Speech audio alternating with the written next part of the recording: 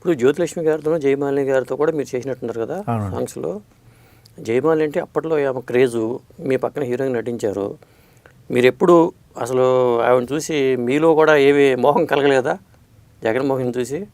లేదండి, అటువంటిది లేదండి. అటువంటిది ఆర్టిస్టులకి అనేకంగా ఉండదనుకుంటున్నాను నేను. ఎందుకంటే వాళ్ళు యాక్ట్ చేద్దామనే ఉంటుంది. అందుకే ఎవరో ఒకరి మీద ఆ మొహం కలగటం, అలా పెళ్ళిళ్ళు చేసుకోవటం, ప్రేమించడం అనేది జరుగుతుంది కదా. మరి అటువంటివి ఉంటే మేము పెళ్ళిళ్ళు చేసుకున్నాను. జయమాలిని గారిని నన్ను కాదు, మాకు బాగా వారి హస్బెండ్ నాతో మాట్లాడుతూ ఉంటారండి. అట్లాగా? పోలీస్ డిపార్ట్మెంట్ అండి. అంటే మా అబ్బాయి కెనడాలో ఉంటాడు, వాళ్ళ అబ్బాయిని కెనడాలో చదివిందామని వారే ఫోన్ చేశారు. ఫోన్ చేసినప్పుడు వారి హస్బెండ్ మాట్లాడారు, పరిచయం చేసి. వారు అవసరం లేకుండా అయింది. మా అబ్బాయి చాలా మంచి వ్యక్తి అండి. మా అబ్బాయి అంటే ఎటువంటి వాడు అంటే, నాకు కారు కొని వాడు కారు కొనుక్కున్నాడు అండి, నాకు ఇల్లు కొని వాడు ఇల్లు కొనుక్కున్నాడు. మాకు వాళ్ళు, మా అబ్బాయి చాలా మంచివాళ్ళు. ముందు పేరెంట్స్కి చూసి తర్వాత వాళ్ళు చేస్తారు. సో మాకు కెనడాలో మంచిగా 2 ఇళ్ళు, పెద్ద ప్యాలెస్లు, ఒక గార్డెన్, ఒక 10 ఎకరాల గార్డెన్. అబ్బాయి మీరు సాధించలేదు, మీ అబ్బాయి సాధించినట్టున్నారు ఆయన ఫైనాన్షియల్ పరంగా.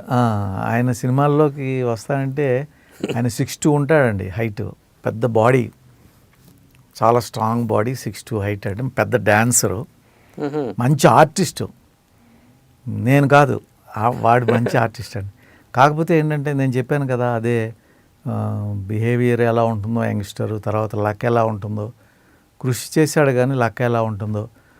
నేను పెద్దగా ఆర్థిక పరంగా పైకి రాలేకపోయాం, హ్యాపీగా లేకపోయాం. మీరు ఇన్ని సినిమాలు చేసి ఆర్థికంగా పైకి తక్కువ ఇచ్చేవారు కదా, అమౌంట్ తక్కువ ఇచ్చేవారు. మాకు 4,000 వస్తే 10,000 ఖర్చు పెట్టేవాళ్ళు, ఖర్చు ఎక్కువ. అందరూ మేము ఖర్చు పెట్టినంత. రాజు అనే వాళ్ళకి కొద్దిగా బోళతనం ఎక్కువ ఉంటుందండి. నేనండి ఇష్టానికి ఖర్చు పెట్టడం ఉంటుందండి. ఏదో వచ్చేస్తుంది అనుకుని ఎప్పుడు ఇలాగే ఉంటుందని, అలా ఉండకపోయేసరికి దెబ్బతింటాం. ఇప్పుడు నాగయ్య గారిని చూసి, ఇట్లాంటి వాళ్ళని చూసి మీరు నేర్చుకోలేదా? లేదండి, మనకి అయిన తర్వాతే మనం నేర్చుకోవటం జరిగింది. క్షౌరం అయితే కానీ ఇప్పుడు కూడా ఇంట్లో అంటూ ఉంటానండి.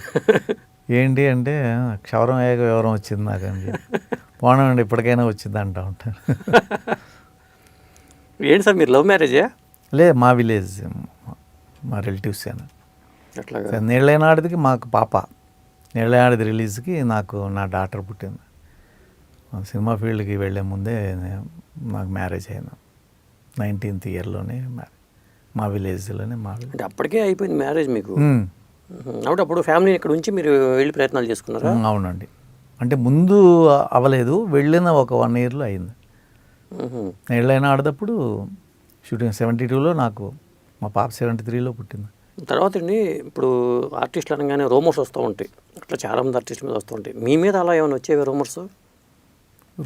ఏమీ రాలేదండి, రూమర్స్ ఏమీ రాలే. ఇప్పుడు గ్యాసిప్స్ కానీ ఏమి మీ మీద వచ్చేవి కాదు? ఎందుకంటే అటువంటి పనులు చేయలేదు, అటువంటి అవకాశం ఇవ్వలేదండి. బాగా బిజీగా ఉండేవాళ్ళేమో మీరు, ఆ వర్క్లో ఎక్కువ ఇదవుతూ ఉండేదేమో. వర్క్ లేకపోయినా అసలు ఎక్కడికి వెళ్ళేవాడిని కాదు. వెళితే అప్పుడు కూడా ఒకటేనండి, నేను ఏదైనా వర్క్ ఉంటే వెళతాను, లేకపోతే అప్పుడు క్లబ్కి వెళతాం. ఇప్పుడు క్లబ్కి వెళతాం, బోట్ క్లబ్ మెంబర్షిప్ అవి ఉన్నాయండి. ఏదో అక్కడ 4 స్నేహితులు అవుట్ ఆఫ్ ఫిల్మ్ ఇండస్ట్రీ, ఆ 4 ఒకసారి పలకరించడము, ఏదన్నా కాసేపు కూర్చొని ఏదన్నా తినేసి రావటము, ఇంటికి వచ్చి 4ంటికి వెళితే 6ంటికి 7ంటికి ఇంటికి వచ్చి, అందుకని ఇంకా ఏదో ఇంట్లోనే ఉండటం, పెద్దగా చెడ్డ పేరు ఏమీ రాలేదు. అదే, పోనీ మీరు ప్రొడక్షన్ సైడ్ వెళ్ళిపోతే బెటర్ కదా అని ఆలోచన రాలేదా? ప్రొడక్షన్ సైడ్ చాలా కష్టం అండి, ఆర్టిస్టులు చేయలేమంటే నాకు అసలు అవ్వదండి. బ్యాక్గ్రౌండ్ ఉండాలి కదా, బ్యాక్గ్రౌండ్ ఉండాలంటే మనకి స్నేహాలు ఉండాలి, స్నేహాలు ఉండి ఇటు డిస్ట్రిబ్యూటర్స్ అవనివ్వండి, అట్లాగే ఇక్కడ ఆర్టిస్టులు అవనివ్వండి, ఇవన్నీ లేవు కదా. నాకు బ్యాక్గ్రౌండ్ లేదు, డిస్ట్రిబ్యూటర్స్ స్నేహితులు లేరు, ఎవరో సినిమాలు రిలీజ్ చేసేవారో తెలియదు, తీసే ప్రొడ్యూసర్స్ తప్ప. అదే, అంటే మీ కెరీర్ కోసమన్నా కొంతమంది హీరోలు వాళ్ళ కెరీర్ కోసం కూడా కొన్ని నిర్మాణ సంస్థలు పెట్టుకుని వాళ్ళు హీరోలుగా యాక్ట్ చేయడం జరిగింది కదా. అంటే నాకు లాంగ్ దీంట్లోనే ఉండాలి, మనకి ఎంతకాలం రాసి అసలు 93 అప్పుడే నాకు ఇంకా ఫిలిమ్స్ కానీ ఏవి ఉండవని అనిపించింది. అందుకే అప్పుడు హైదరాబాద్ రావడం జరిగిందండి. నారాయణరావు గారిని కలిస్తే వెంటనే ఈ బిజినెస్, సో బిజినెస్ మీద ఇంట్రెస్ట్ కొలితే అవి చేశారు. అప్పుడు 2-3 సినిమాలు పనిచేయమని నన్ను అడిగారు. దాసనారాయణరావు వారు తీసే సినిమాల్లో పనిచేయమని అడిగారండి. వద్దండి, నేను ఈ బిజినెస్లో హ్యాపీగా ఉన్నాను, అది మళ్ళీ ప్రొద్దుటే లేవాలి. ఇప్పుడు కూడా ఈ వయసులో మళ్ళీ ఒక పట్టుదలతో ఉంటున్నాం, కానీ 4:30కి లేస్తానండి, ఎక్సర్సైజ్ చేసి అన్నీ చేసేది.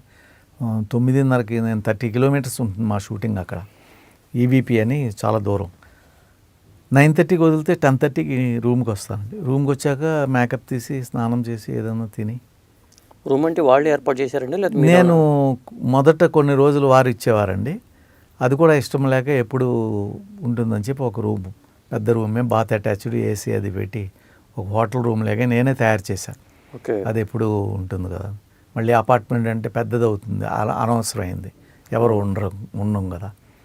అందుకని మెస్సులు అవి ఉన్న చోట ఒక తెలిసిన మన తెలుగు వారు ఉంటే వారు ఇవ్వటం జరిగిందండి. దాన్ని తయారు చేసి నాకు కావలసిన విధంగా దాన్ని తయారు చేసుకుని